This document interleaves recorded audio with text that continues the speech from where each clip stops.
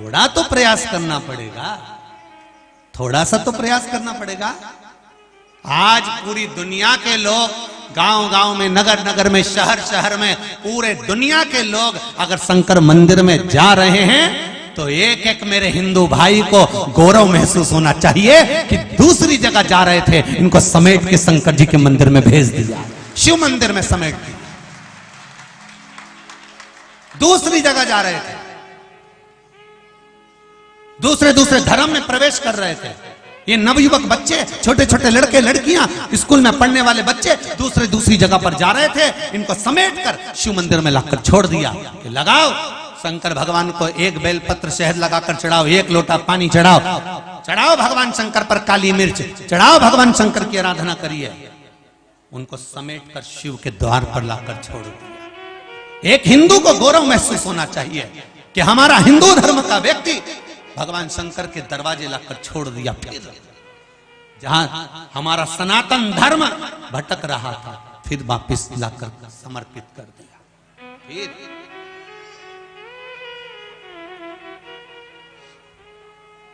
अब मिर्ची भी लगा लो और नीम का तेल भी लगा लो, पर वो उंगली चूसना छोड़ेगा क्या? नहीं। एक ही काम करा, थोड़ी सी ढीली कर दे, बस।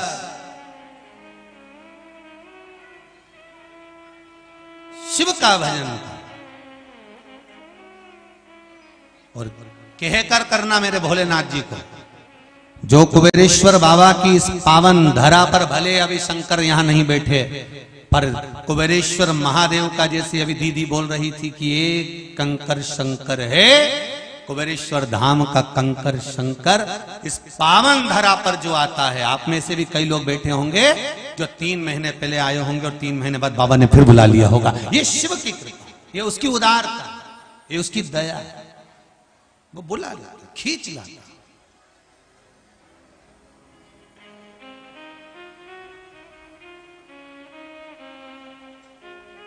और जितने लोग यहाँ बैठे हैं ना, आपस में एक दूसरे का मुंह देख के जाना, 3 महीने बाद वापिस यही मिलने वाले हैं।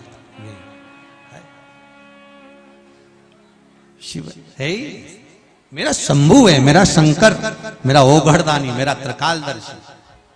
और आप लोगों से निवेदन है, बाबा से इतना जरूर कह देना, 3 महीने बहुत दूर है, 28 तारीख से रुद्राक्ष उत्सव है, उससे पहले ही हमारी कृपा कर दीजिए तो हम यहाँ पहुंच जाएं। बस बाबा इतनी कृपा जरूर कर देना, बाबा से कहना ही है। शिव आराधना का जो सुख है वो सुख कहीं नहीं। महाराज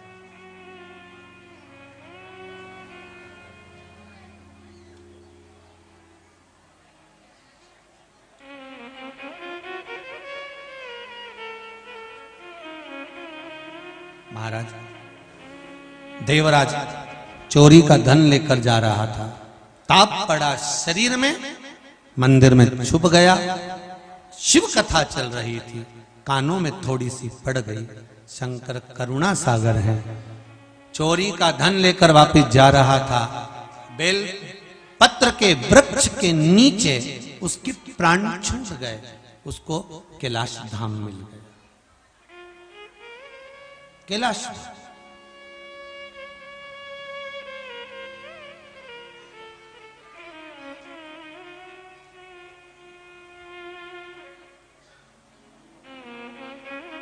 बेल पत्र का या बेल के फल का,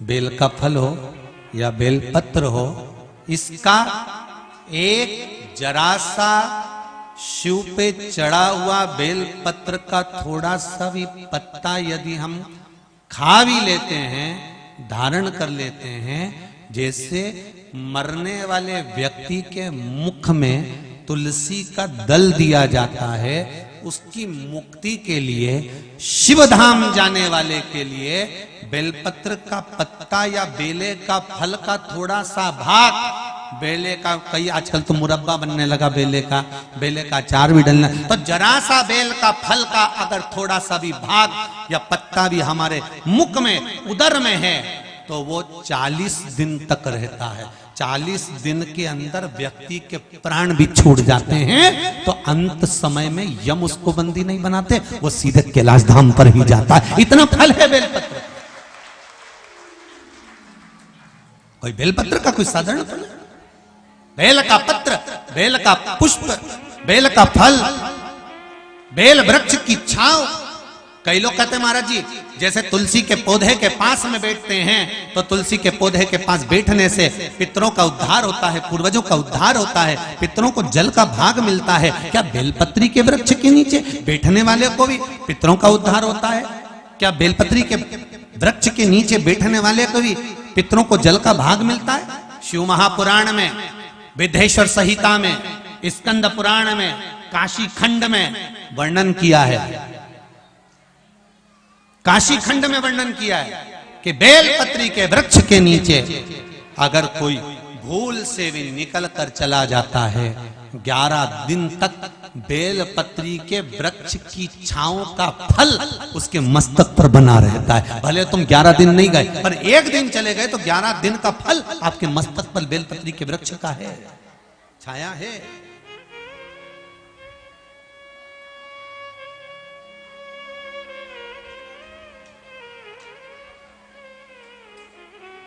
अब जरा विचार करिए,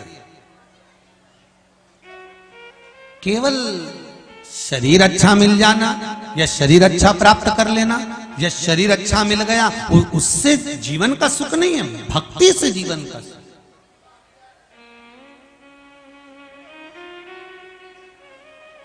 भक्ति महाराज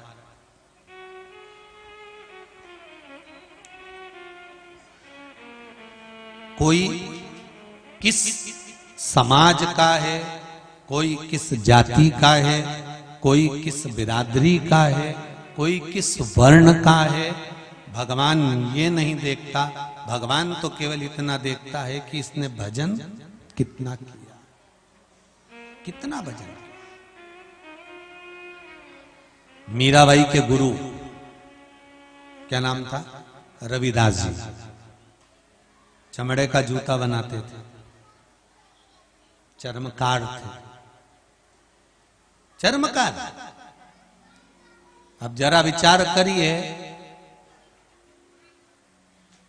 रविदास जी से पूछा गया कि आपने वेद और पुराण पढ़े थे, कोई शास्त्र पढ़े थे? रविदास जी से मीराबाई ने जब पूछा, रविदास जी कहते हैं मैंने तो एक ही वेद, एक ही पुराण, एक ही शास्त्र पढ़ा है, काम करते करते भगवान का नाम लिया है, इससे ज्यादा मैंने कुछ नहीं करा। और विचार करिए कि वो रविदास जी मीराबाई के गुरु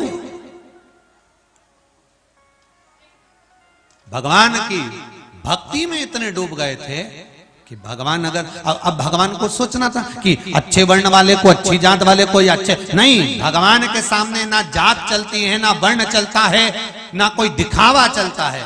भगवान के सामने तो केवल एक ही चीज चलती है कि आपने भजन कितना किया है, नाम जाप कितना किया है, स्मरण कितना किया है। आपको यहाँ पूरे कुबेरेश्वर धाम में ना तो कहीं भभूति मिलेगी, ना कहीं बेल मिलेगी, ना किसी को कहीं देव आए, ना कहीं देवी आए। यहाँ तो एक ही काम होए, मंत्र जपो श्री शिवाय नमस्ते।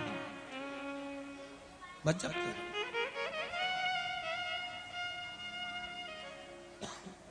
यहाँ केवल एक ही चीज,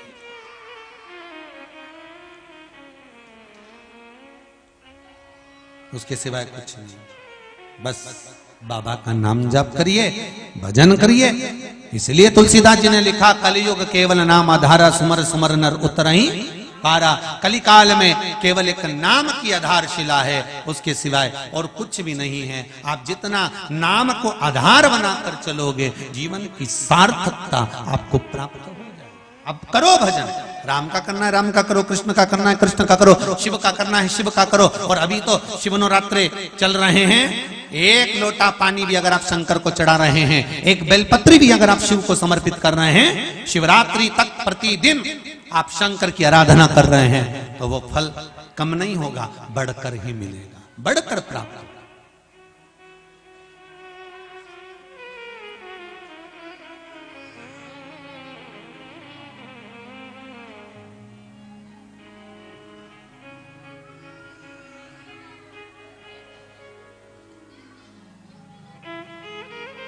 फिर वो प्राप्त मिलेगा। आप भजन तो करो शिव का, स्मरण तो करो भगवान शंकर का। महाराज देवराज ने बेलपत्री के वृक्ष के नीचे प्राणों को त्यागा, और बेलपत्री के वृक्ष के नीचे जब प्राण छूटे, देवराज के प्राण जब जा रहे थे, अंतिम समय में यम के दूत बंदी बनाने के लिए खड़े हुए थे। देवराज को देखा यम के दूतों ने, तो यम के दूत कहां खड़े? जहां पर बेलपत्री के वृक्ष की छाया पड़ रही है, वहां से कुछ दूरी पर जाकर यम के दूत खड़े हो गए। कुछ दूरी, पास में नहीं जा रहे, क्योंकि बेलपत्री की छाया है। तुलसी के पौधे की छाया के नीचे, तुलसी के पौधा जहां लगा होता है उसके पास में काल मंडराता नहीं है, मार घूमता नहीं। बेलपत्री का जहां वृक्ष होता है उसकी छांव के जहां तक पड़ती है वहां यम के दूत पहुंचते नहीं है, बहुत दूरी है। प्राण छूट रहे हैं। देवराज के प्राण जाने का समय आया तो शंकर भगवान के गण आ गए, शिव गण। यमदूतों ने पूछा ये तो पापी है, इस पापी को तुम लेने के लिए आए हो? इस पापी को तुम लेकर जाओगे? शंकर भगवान के गण बोले भले ये पापी है, पर बेलपत्री के वृक्ष के नीचे इसने प्राणों को त्यागा है, इसलिए जाएगा तो ये कैलाश ही जाएगा, जाएगा ये कैलाश।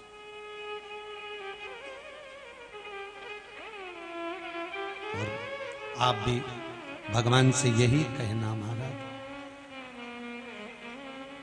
काहे की नैया बनी कौन खीवई,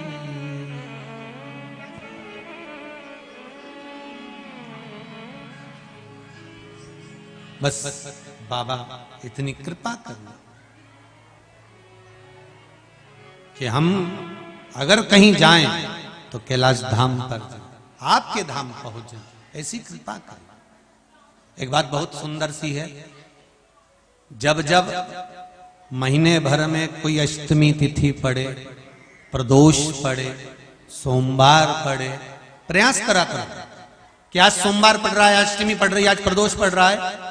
मेरे मन की बात मुझे शंकर भगवान को कहना है, शिवरात्रि पड़ रही है महीने भर में, हर महीने आती है, कभी आपके मन में आ जाए कि मैं नियम लेती हूं कि प्रत्येक शिवरात्रि पर मैं चंदन का जल शिव को समर्पित करूंगी, मैं लाल चंदन का जल, मैं पीला चंदन का जल शिव को समर्पित करूंगी। मैं प्रदोष को, मैं भले व्रत नहीं करती, मैं भले प्रदोष का व्रत नहीं करती, पर मेरा मन है 108 चावल के दाने मैं अशोक सुंदरी वाली जगह पर शिव को समर्पित करूंगी। आप नियम बनाओ तो क्या होता है, क्या होता है?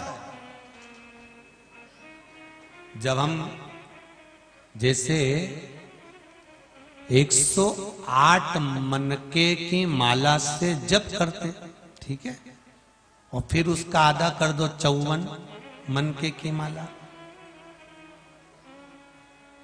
फिर 27 मनके की माला,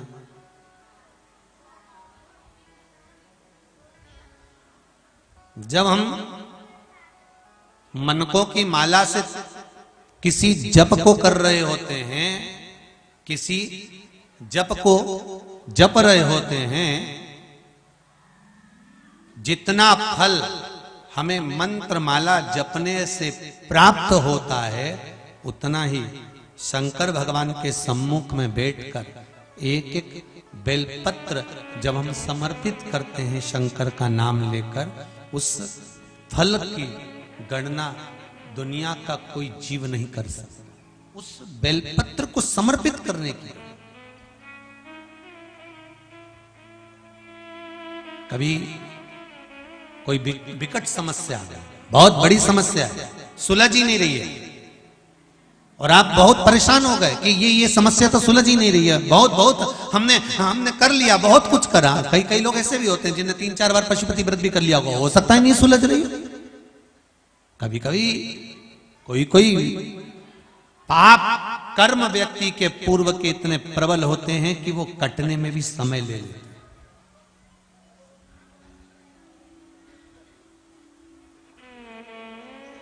पर शंका मत करना कि मैंने तो भगवान शंकर की आराधना करी और मेरा ये काम नहीं हुआ था। शंका मत करना, क्या शंका करना? और करो तो करो, वैसे भी शंका उसी पर होती है जिसकी कीमत होती है। सही है कि गलत है? सोना और लोहा वो भी धातु है, वो भी धातु है। कभी तुमने लोहार की दुकान पर जाकर पूछा असली है? कभी लोहार की दुकान पे जाके पूछा तुमने लोहे को असली है? और तुम सुनार की दुकान पे जाके क्या कहते हो? जम के बोलो जरा, क्यों भैया असली तो है ना? कितना कैरेट का है? सही साइड तो है ना? चूड़ी काली पड़ गई तो सोच लेना, पहले बोल दे रही है मैंने अभी मंगलसूत्र बनवाया ना, कान का ने झुमका बनवाया, ये काला पड़ी गया नहीं तो समझ लेना असली तो है ना। मतलब शंका लोहे पर कभी नहीं हुई तुम्हारी। तुमने कभी लोहार की दुकान पे जाकर नहीं किया क्यों रे असली है? तो लोहार भी तुम्हारा मुंडा देखेगा पहली मिली जमाने में, जो लोहे को पूछ रही कि असली है। लोग शंका कहां करते हैं? जिसकी कीमत होती है, जो असली है, जो सही जगह पर है, जो सही मार्ग पर चल रहा है। कई लोग कहते हैं गुरुजी हम तो रोज भगवान का भजन करते हैं, हम रोज भगवान की पूजन करते हैं, हम रोज मंदिर जाते हैं, हम रोज लोटा भर के पानी चढ़ाते हैं, मैं तो एकादशी करूं, प्रदोष करूं, शिवरात्रि करूं, सोमवार करूं, मंगलवार करूं, सारे सारे वार करूं, इसके बाद भी सबसे ज्यादा दुखी मैं ही। समझ लेना सोना है, थोड़ा तो लोहा और सोने में दोनों में अंतर है, बहुत अंतर। थोड़ा शंका हो सकती है, दुख आ सकता है, तकलीफ आ सकती है, कष्ट आ सकता है, सब कुछ होगा, पर हार ना मती। लोहे को देखकर ये मत सोचना कि वो तो एक ही बार में सही सट हो गया। मेरे को तो हर बार ले जाते हैं, नई बहू आती है तुड़वा के फिर डिजाइन चेंज कर देते हैं। जिसने अपने घर की जाली एक बार लगवा दी वो कभी चेंज करी?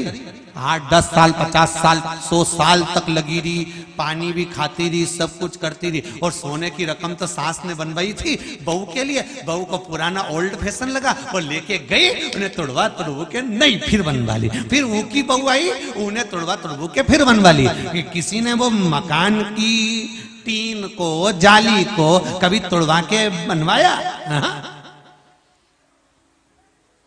उसकी कीमत नहीं है। जिस पर शंका जा रही है समझ लेना, लोग अगर ताने दे रहे हैं, गालियां दे रहे हैं, अपशब्द कह रहे हैं, तुम्हारे ऊपर उंगली पर उंगली उठाई जा रही है, दुनिया के लोग तुम्हारे पीछे पड़े हैं, समझ लेना कि कीमत तो तुम्हारी ही है, बाकी के तो सब लोहे के टुकड़े हैं। कीमत तुम्हारी है, बाकी के सब लोहे का टुकड़ा, उसकी कोई कीमत नहीं। कौन पूछे लोहार की दुकान पे जाके? जब तुमने लोहे का पलंग बनवाया, लोहे की तगाड़ी बनवाई, तो तगाड़ी वाले से पूछा असली है? तो लोहार भी कहेगा ओ जगदम्बा कहां से आई दादा, चल जा। अभी में असली और नकली क्या करे? लोहे में लोहा तो लोहा, पर सोने में तुरंत शंका पैदा हो गई। पहले बोल दे रही वो काला पड़ी गया नहीं, कितना कैरेट का, फिर वो के ई के तो पीछे वो कौन सा हॉलमार्क, हाँ वो भी लगा हुआ है, तो के भले लगा रहे आज का जमाना में तो, परंतु असली शंका है अभी भी शंका।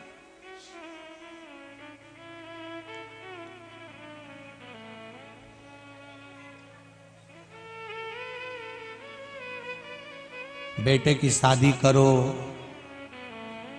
नई बहू आए तो भी शंका। ओरिजिनल है, सोने का खान, सोने का टुकड़ा, सोने की रकम, फिर शंका घर लेके चलेगी कि नहीं चलेगी।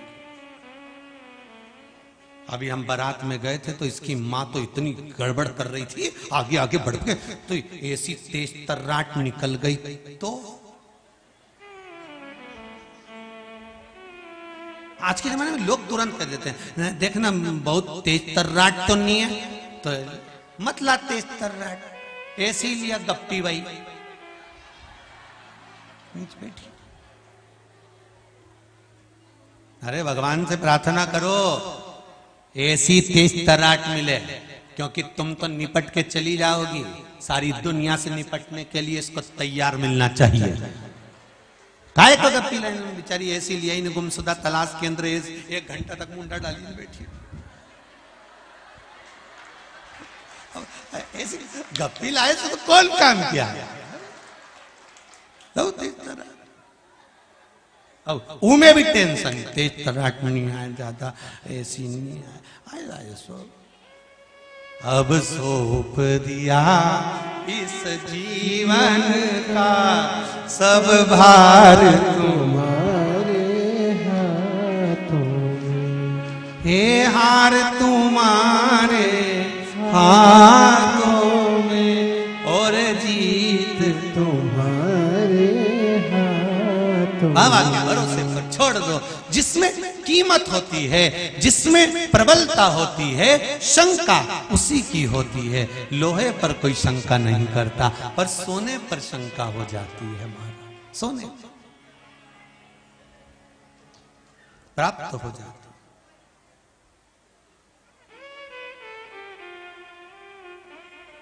महाराज देवराज के प्राण छूट रहे हैं, यमदूत दूर हैं, नजदीक में केवल शिव के गण हैं, केवल शंकर, उसके सिवाय। और अंतिम क्षण यम के दूत ना सामने, शंकर के गण सामने हैं। देवराज ने कह दिया मैंने तो पाप ही पाप करा है, फिर ये मुझे लेने शिव के गण कैसे आ गए। तो कहा 1 लोटा जल तुम्हारी माता रोज शिव पर चढ़ाती थी, उस जल का फल हमें प्राप्त हुआ है, इसलिए ये सुख का अनुभव हुआ, इसलिए सुख। 1 लोटा जल तुम्हारी माता चढ़ाती थी, 1 लोटा पानी तुम्हारी माता समर्पित करती थी, उस 1 लोटा जल का फल जो हमें मिला और वो प्राप्त हुआ, वो सहज नहीं, वो साधारण नहीं है। 1 लोटा जल, मात्र 1 लोटे जल का फल आपकी 7 पीढ़ी में नहीं। शिव महापुराण की कथा कहती है, ऋण मुक्तेश्वर महादेव उज्जैन में मंदिर के बाहर लिखा हुआ है कि 1 लोटे जल का फल क्या है। 1 लोटा जल अगर कोई परिवार का व्यक्ति चढ़ाता है, 7 पीढ़ी नहीं 71 पीढ़ी पार उतर जाती है। 1 लोटा जल से 71 पीढ़ी पार उतर जाती है। अब विचार करिए जरा, यहाँ तो 7 पीढ़ी का तो वर्णन ही नहीं आया, यहाँ तो 71 पीढ़ी तक पहुंच गए। 71 पीढ़ी तक 1 लोटा जल का तो कहीं वर्णन ही नहीं सम्मोह, तो यहाँ 7 पीढ़ी का तो वर्णन ही नहीं, 71 पीढ़ी दूर भगवान शिव के वहां तक की तार देंगे बात। और महाराज बस वो फल, वो स्मरण, वो आनंद, वो वहां प्राप्त हो गया। शंभो शरणे मांगू घड़ी दुख काटो, दया करी दर्शन। 1 लोटे जल को तुम्हारी माता ने समर्पित करा, और समर्पित करने का फल कितना हुआ समझिए जरा, कि आप इतना पाप कर्म कर दिए, वो पाप आपका क्षीणित हो गया, वो पाप आपका समाप्त हो गया, पाप समाप्त। 1 लोटा जल का भार। फिर कहूंगा, कोरोना की तीसरी लहर को हराने में श्री शिवाय नमस्तुभ्यम का जाप, और सोमवार की सोमवार जो गांव में पशुपति व्रत चला, उस व्रत ने इस कोरोना महामारी को ले जाकर कहीं छोड़ दिया। जाओ, ये तीसरी लहर को लगा दिया ठेका। आपका शिव जाप, आपका शिव मंत्र जाप, आपका स्मरण विश्वास से जो किया गया है, उसका फल ही एक माने लिखा है, विश्वास का फल देखिए। पर्चा भी जोरदार है, 3 तरह से फटा है। मैं अक्षय बिल्लो खरगोन से, हाँ कहीं बैठिए, खड़े हो जाओ। अक्षय बिल्लो खरगोन से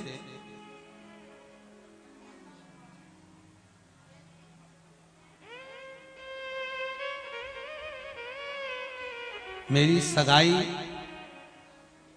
नहीं हो रही थी। मेरी मम्मी ने पशुपति नाथ का उपवास चालू करवाया।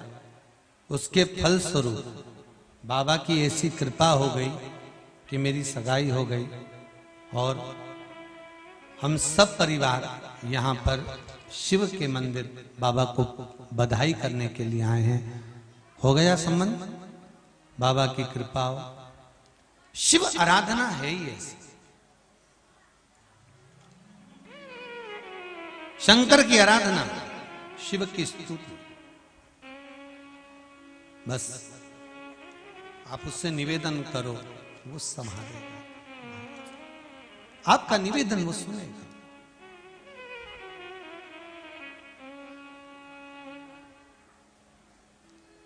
घर घर शंभो शिव की पूजा, घर घर शंभो शिव की पूजा, दया करी निदर्शन आप दिल से भगवान शिव को रिझाइए, हृदय से आप जो कहें शंभु सुनता है। मेरा ओघड़दानी, फिर कहूंगा ब्रह्मा ब्रह्मलोक में है, भगवान विष्णु वैकुंठ में, पर मेरा शिव, मेरा ओघड़दानी, मेरा शंकर कंकर में बसा हुआ है, हर एक में चराचर में बसा हुआ है। उसे कहो तो। दुनिया के लोग कहते हैं क्या होता है मूंग चढ़ाने से, क्या होता है चावल चढ़ाने से, क्या होता है बेलपत्री चढ़ाने से। दिल से करो तो, एक बार उसको रिझाओ तो। सामने बैठा समझ, तेरे दरबार की बाबा निराली शान देखी है, तुझे देते नहीं देखा, पर झोली भरी देखी है। आप शंकर भगवान को अगर 108 बेलपत्र चढ़ा रहे हैं, चावल चढ़ा रहे हैं, पुष्प चढ़ा रहे हैं, शिव को आप एक ही बेलपत्र पर चंदन की, बेलपत्री की जो डंडी आप पीछे से डूट तोड़ देते हो, उसी डूट को चंदन में भिगोकर 108 बार पंचाक्षर मंत्र नमः शिवाय, या षडाक्षर मंत्र ओम नमः शिवाय, या श्री शिवाय नमस्तुभ्यम बोलकर उस चंदन की एक 108 बिंदी भी आप अगर बेलपत्री पर लगाकर अपनी कामना कर कर बाबा से दिल की बात कहकर आप अशोक सुंदरी वाली जगह पर छुआ कर, कटी वाले भाग को छुआ कर शिव के शिवलिंग पर समर्पित करते हो, दुख कितना भी बड़ा हो मेरा शंकर काट ही देता है, काट ही देता है। पर आप अगर चंदन हाथ से 108 बार लगाओगे तो कहीं दिखेगा ही नहीं, लगेगा एक ही जगह लगता जाएगा। पर जो डंडी का डूट आपने पीछे से तोड़ा हुआ है बेलपत्र चढ़ाने से पहले, उसको भिंगो कर उससे आप 108 बार अपने हृदय की बात शिव को दिल से, वो कहते ना जैसे पहले के लोग पत्र लिखते थे तो बड़े दिल से लिखते थे, काकी जी मन थारी याद आवे। बस ये बेलपत्र नहीं है, ये हमारा पत्र है। हृदय से लिख कर कहो तो दे तो दो, कहो तो।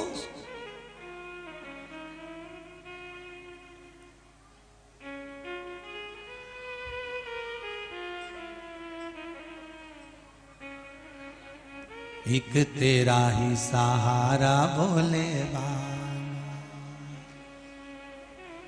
सारी दुनिया को देख मैंने लीना, बस तेरा सहारा मानकर तुझे समर्पित कर।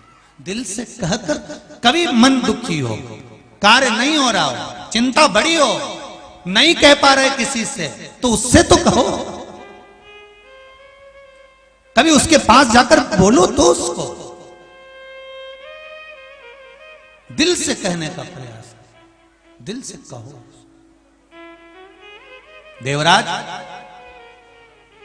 यमदूतों के सामने भगवान शंकर के गणों से कह रहे हैं कि मेरे प्राण लेने के लिए शंकर भगवान के गण आए हैं, मैंने पुण्य कौन सा करा है? तो कहा आपकी माता ने एक लोटा पानी शंकर को समर्पित करा है। शिव को परिवार का कोई व्यक्ति अगर रिझा रहा है तो पूरे परिवार को उसका फल मिल रहा है, पूरे परिवार उसका फल प्राप्त हुआ। देवराज जब यमदूतों के साथ कैलाश धाम की ओर चला, यमदूतों के साथ जब कैलाश धाम की ओर चला, महाराज तब उसकी चित्तवृत्ति में यमदूतों से कुछ प्रश्न खड़े हो गए। यमदूतों से देवराज ने कहा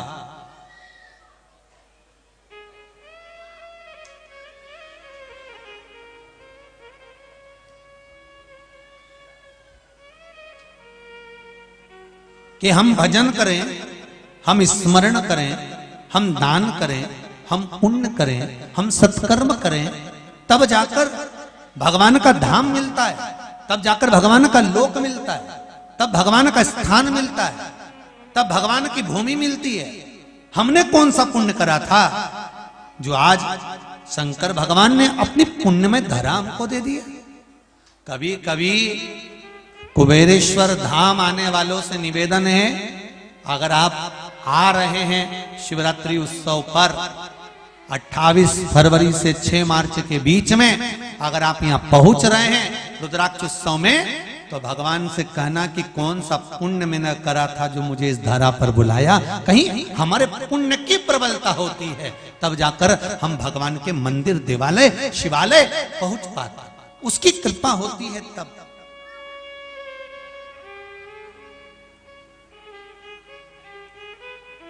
एक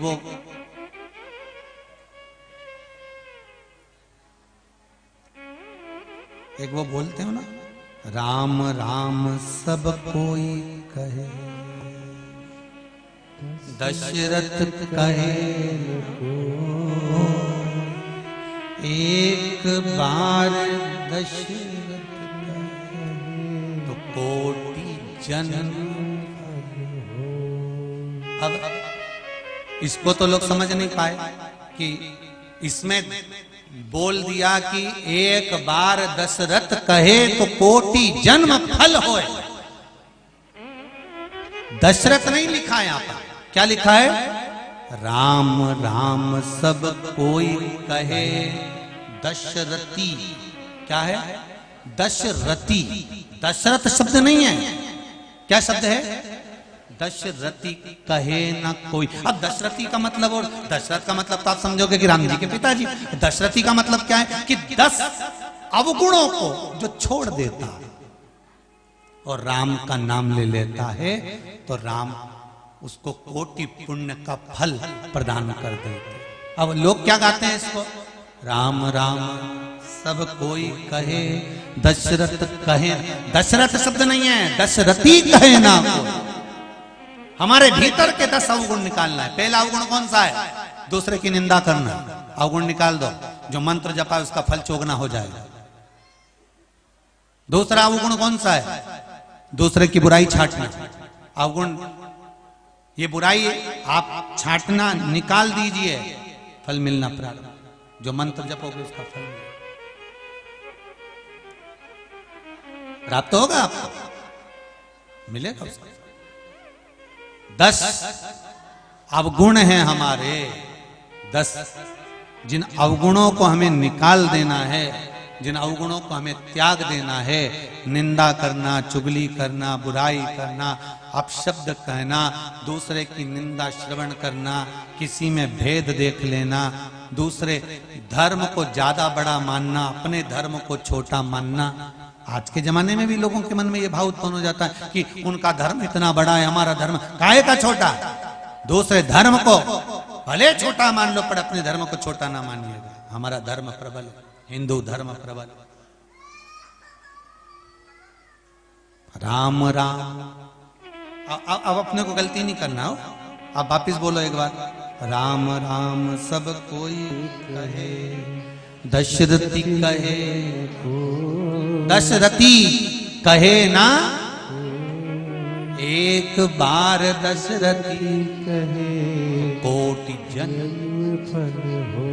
महाराज दशरथी का मतलब है कि अवगुणों को छोड़ना, हमारे 10 अवगुण हमें त्याग देना है। चुगली, निंदा, बुराई, अपशब्द, दूसरे के लिए आड़ा टेढ़ा बोलना, किसी देवता का अपमान करना, किसी सत्संगी का अपमान कर देना, कोई धर्म से जुड़ा हो, भजन से जुड़ा हो, कथा सत्संग से जुड़ा हो, कोई नाम जाप से जुड़ा हो, उसका अपमान कर देना, ये हम त्याग दें। फिर त्यागने के बाद क्या करोगे? अगर राम का एक बार भी नाम लोगे, कृष्ण का एक बार भी नाम लोगे, शिव का एक बार भी नाम लोगे, भगवान का एक भजन भी करोगे तो उसका फल कोटि गुना, उसका फल बढ़ जाएगा।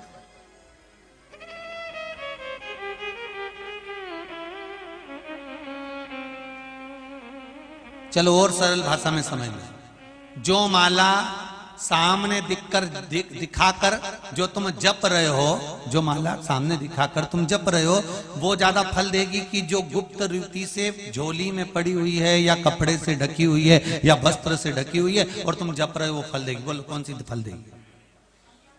जो झोली में दबी हुई, जो वस्त्र से छुपी हुई। भजन, भोजन, धन और नारी, ये पर्दे में अच्छे लगते हैं। भजन भी कहां करना है, माला कहां रखना है? झोली में। हम जप रहे हैं, भज रहे हैं, कितना जपा ये आपको मालूम होना चाहिए, दुनिया को नहीं।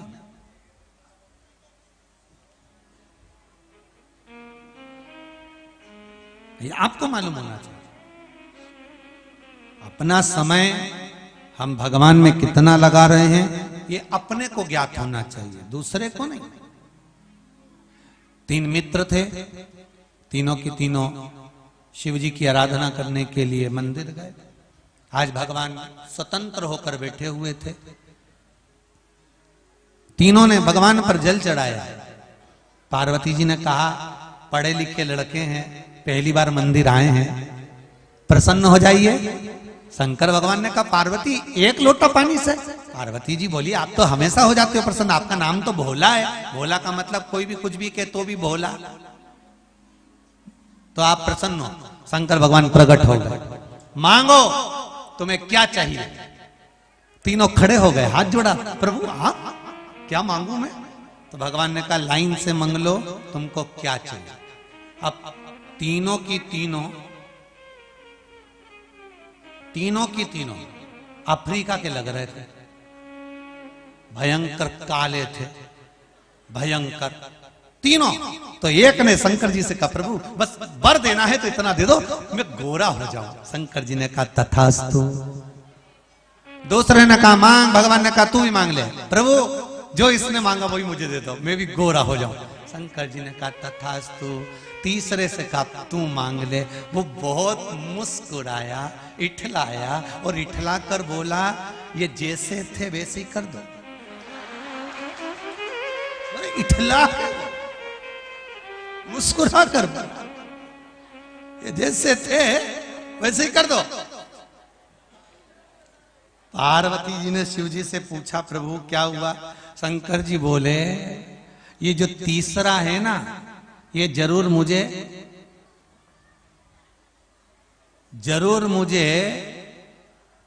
कहीं का दिख रहा है, अपने आसपास कहीं, क्योंकि ये दूसरे को सुखी नहीं देख सकता, ये कहीं अपने आसपास का ही है। ये अगर सुखी देख लेता, तीसरा वर उसे खुद के लिए मांगना था कि प्रभु ऐसी कृपा कर दो, जब बुलाऊं आप दौड़ कर आ जाना और मेरा कल्याण कर देना, मुझे आपका धाम दे देना। तीसरा वर था, मांग सकता था, पर दूसरे का आहित मांगा ना। क्या मांगा? इठला के, मुस्कुरा के, कि इन दोनों को वैसे ही कर दो जैसे थे। अब वापिस वो बिना घिसा तबाह हो गए, वापिस वैसा। चाहते तो वो खुद के लिए मांग लेते, चाहता तो खुद के लिए मांग लेता। पर आज के लोग सबसे ज्यादा दुखी इसलिए हैं क्योंकि ये पड़ोसी क्यों सुखी है। खुद के लिए मांगो। भगवान, कई लोग तो मंदिर में जाके भी दूसरे के लिए मांगते, भगवान वो उसको। भगवान भी मन में सोचे, पशुपति व्रत कर रही है, रोज शिवर वाला महाराज के कहने पे शंकर जी का मंदिर आए, दिया लगाए, अरे मांग तो खुद के लिए मांग ले। पर 4 व्रत का फल मुझे दे दो और 5वें में एक काम करो, ई को कुछ नहीं मिले, बस ये सीख। भगवान प्रसन्न। हमें दूसरे के लिए दुख नहीं मांगना है, हमें भगवान शंकर के द्वार पर जाकर भगवान से विनती कर कर अपने लिए मांगना। जैसे चंचुला देवी ने बिंदुक के लिए कहा कि इसको मुक्ति का कोई उपाय बताओ, तो शिव महापुराण की कथा करवाओ, कौन बाचेगा? तुमरुका जी को कहा, कथा प्रारंभ हुई। शिव और पार्वती, भगवान शंकर और पार्वती यजमान बन गए और यजमान बनकर बिंदु के मोक्ष के लिए शिव महापुराण की कथा स्वयं शिव पार्वती यजमान बनकर श्रवण कर। शिव पार्वती स्वयं मेरे उघड़दान, स्वयं मेरे भगवान शंकर ईश्वर जी बन गए, पार्वती मैया गौरा जी बन गई। दोनों आ रहे हैं, जोरदार ताली बजाकर स्वागत करें ईश्वर जी और गौरा जी का। शंकर और पार्वती पधार रहे हैं, ईश्वर जी गौरा जी आते हैं। सुंदर शिव महापुराण कथा के यजमान पद का भार भगवान शंकर पार्वती ग्रहण करते हैं। यजमान ईश्वर जी और गौरा जी का पूजन करेंगे, यजमान परिवार आकर शंकर पार्वती का पूजन करेंगे।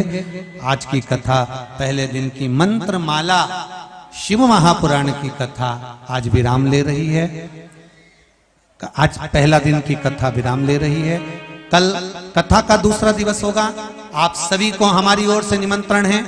28 फरवरी से 6 मार्च तक रुद्राक्ष महोत्सव होगा और 1 वर्ष पहले रुद्राक्ष उत्सव करा था। जिन जिनको मिला उनको फलीभूत आनंदित है। अब की बार कोई चूक ना जाए, रुद्राक्ष प्रसाद के रूप में लेने अवश्य पधारे और अपने जीवन को सार्थक बनाएं, आनंद से आएं और रुद्राक्ष लेकर अपने जीवन की सार्थकता का आनंद पाएं। आप सभी 28 फरवरी से 6 मार्च रुद्राक्ष उत्सव में यहाँ पर रुकने की व्यवस्था पंडाल में रहेगी, भोजन की व्यवस्था पंडाल में रहेगी, कथा व्यवस्था पंडाल में रहेगी। अपने जीवन को सार्थक बनाएं। हर हर महा